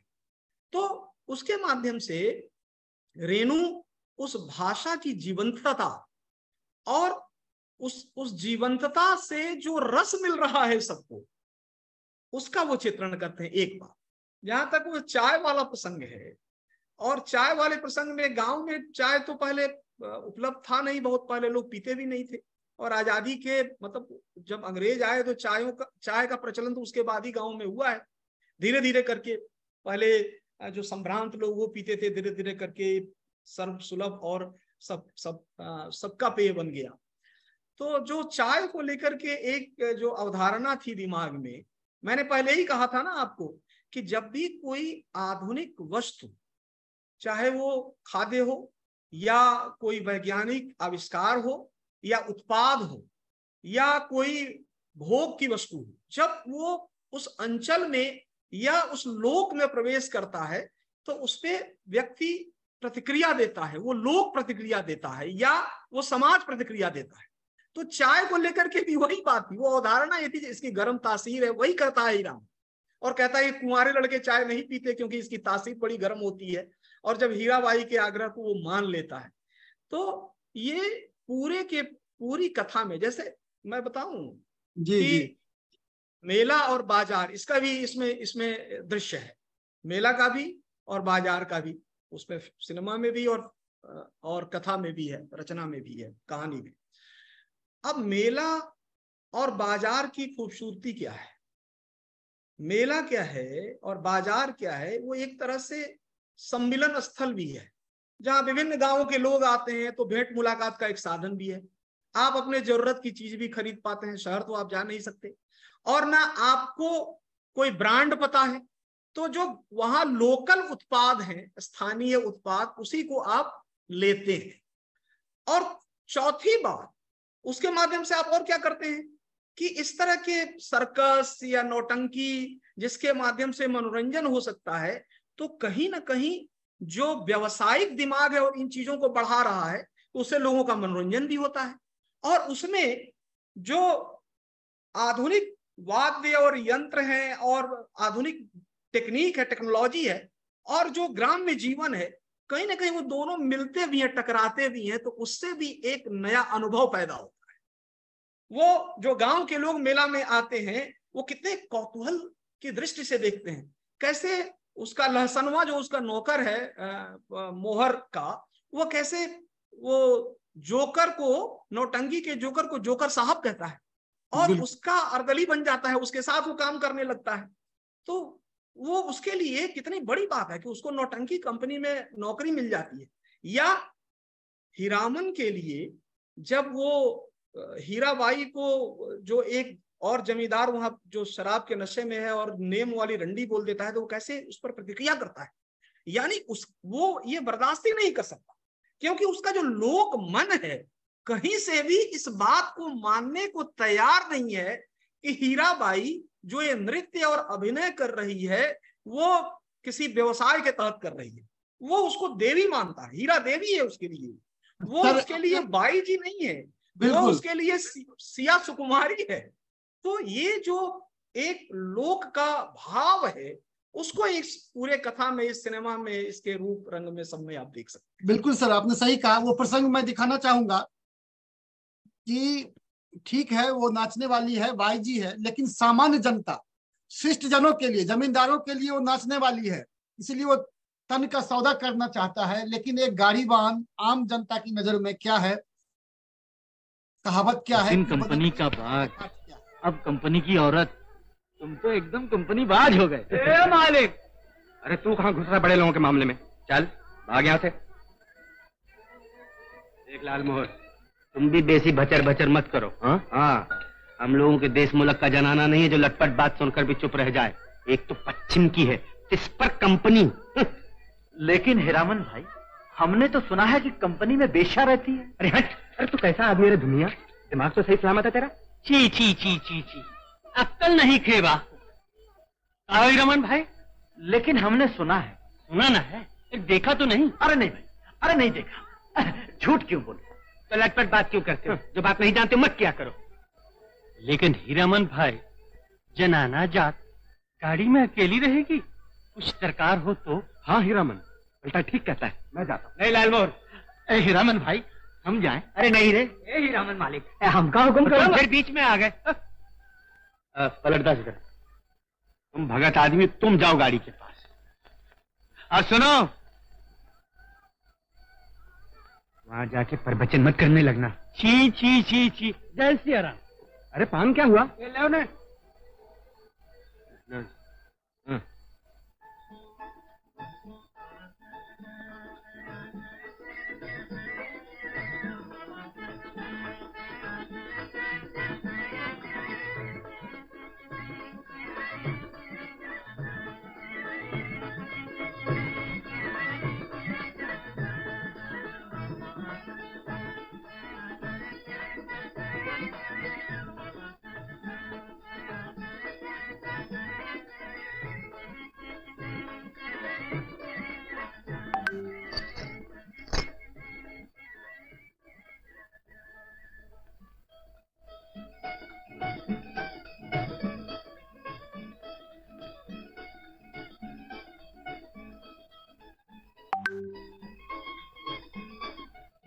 कौन? जी, हम हैं पलटदास। हीरामन भाई ने भेजा है। कुछ सेवा? सेवा? नहीं नहीं। तो फिर मैं बैठता। हीरामन ने कहा था शायद कोई दरकार पड़ जाए। ठीक है, बैठो। जय सिया राम।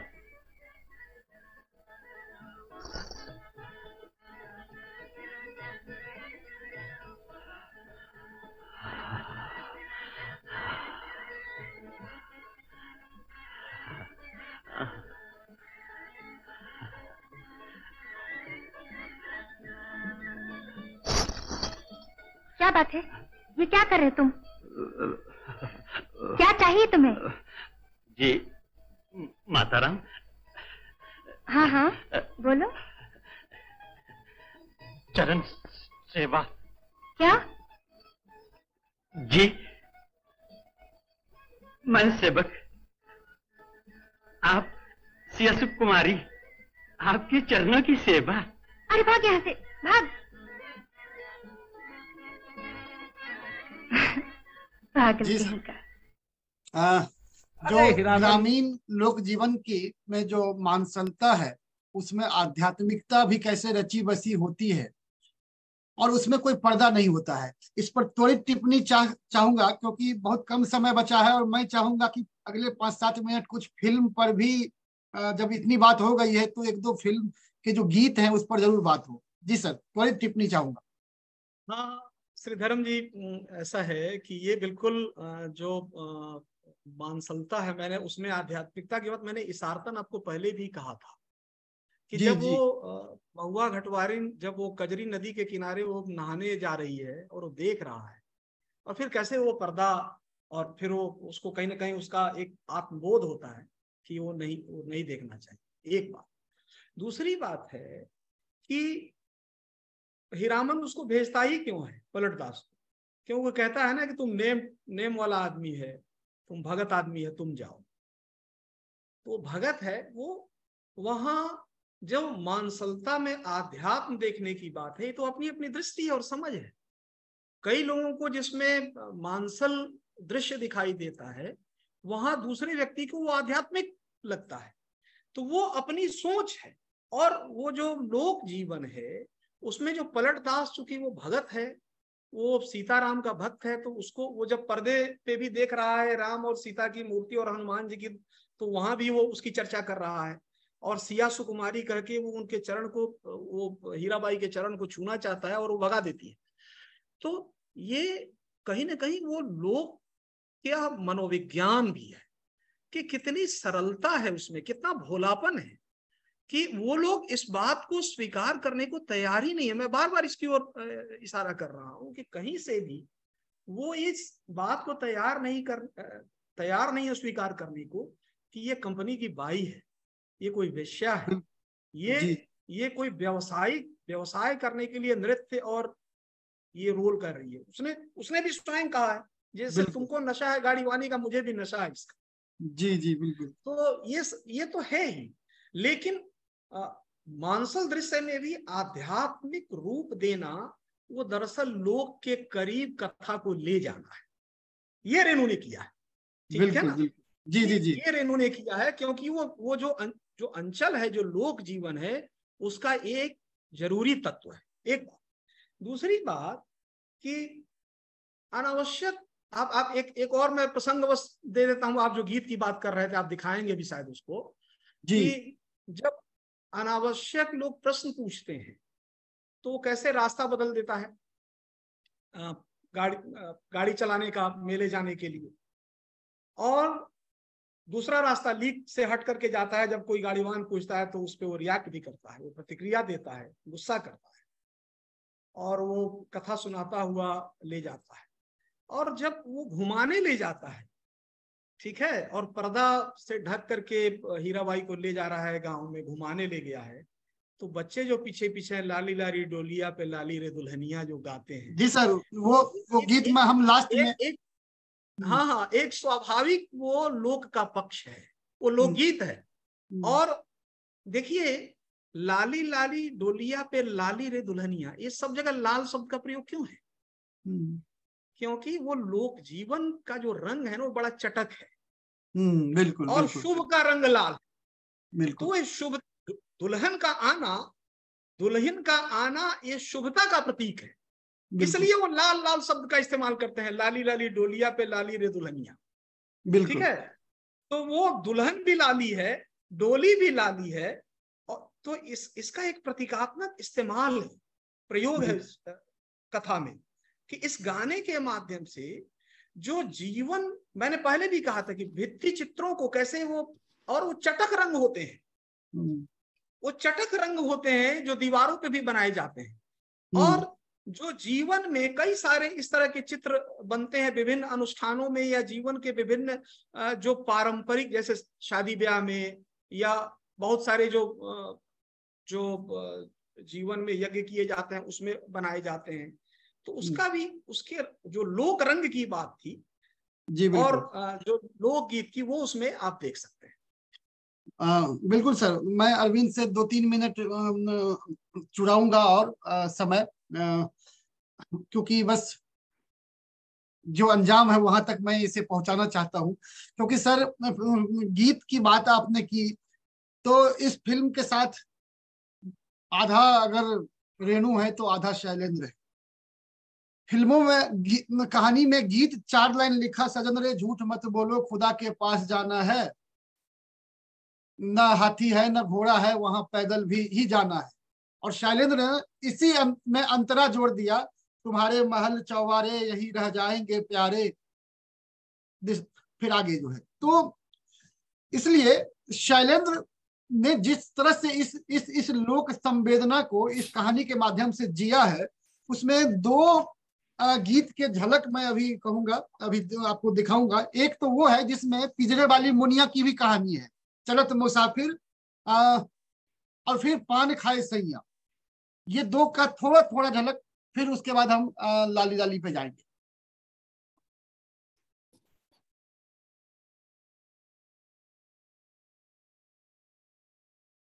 धर्म जी, दूसरी वक्ता जुड़ चुकी हैं शायद। भाभी तो पता भी नहीं लगेगा। 2-3 मिनट और 2-3 मिनट आप आराम कीजिए, मैं अभी आता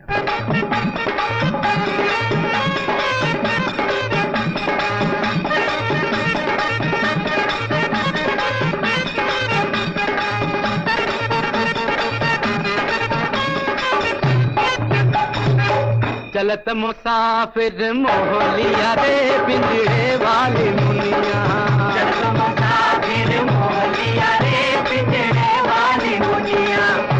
मुसाफिर मोह लिया रे पिंजड़े वाली मुनिया, शर्त मुसाफिर मोह लिया रे पिंजड़े वाली मुनिया।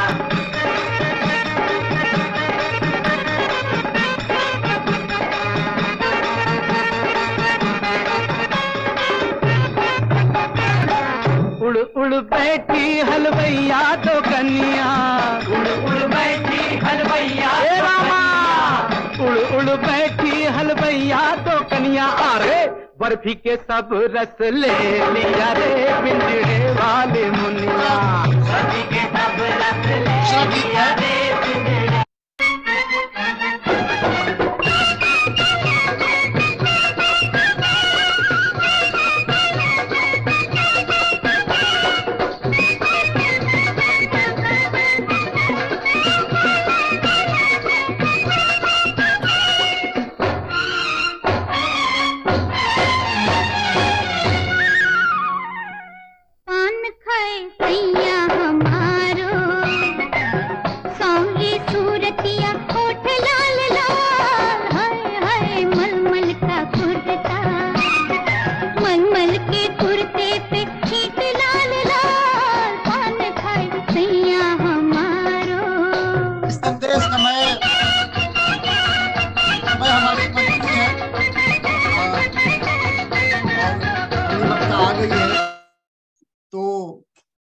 हम लाली लाली डोलिया के साथ हम इस सत्र की विदाई करें, उससे पहले सर औपचारिक रूप से इतना शानदार इस सत्र को बनाने के लिए आपका जो है आभार। बस अगर रेणु के शब्दों में कहूं तो यही कहूंगा, इस आप भी ऑलराउंडर हैं। नहीं नहीं नहीं, ऐसा कुछ नहीं है। मैंने थोड़ी कोशिश की और आप लोगों का, खास करके जो आयोजन समिति की कन्वीनर है प्रोफेसर विनीता तुली और सबका प्रियंका मुबिन, सब लोग, आप सब लोग अगर पीछे नहीं पड़ते तो शायद मैं अपनी बातचीत नहीं रखता। लेकिन जो लोग के माध्यम से साहित्य और सिनेमा को की एक समझ मेरे अपने जेहन में, मेरे दिमाग में थी, उसको तीसरी कसम के माध्यम से मैंने बताने की कोशिश की है, आपसे बातचीत करने की कोशिश की है। बातें तो और भी की जा सकती है और बहुत लंबी बातचीत हो सकती है इस पे, लेकिन मुझे लगता है कि बहुत सारी चीजें भी छूट गई हैं। लेकिन एक प्रयास था, मुझे लगता है कि अब जैसा भी है आपके हवाले है। बिल्कुल सर, निसंदेह तमाम जो आपकी व्यस्तता है, एक जो प्रबंधकीय व्यस्तताओं के बीच आपने अपने अकादमिक ज्ञानतोष कुमार झा को बचाकर इतनी सादगी और शिद्दत से रखा है। यही हम लोगों के लिए प्रेरणा है कि हमें काम के लिए इतनी छूट मिलती है, इतनी ऊर्जा मिलती है। आपका पुनः पुनः आभार सर। धन्यवाद। अरविंद जी को मैं अगला सत्र सौंपता हूँ। जी जी जी।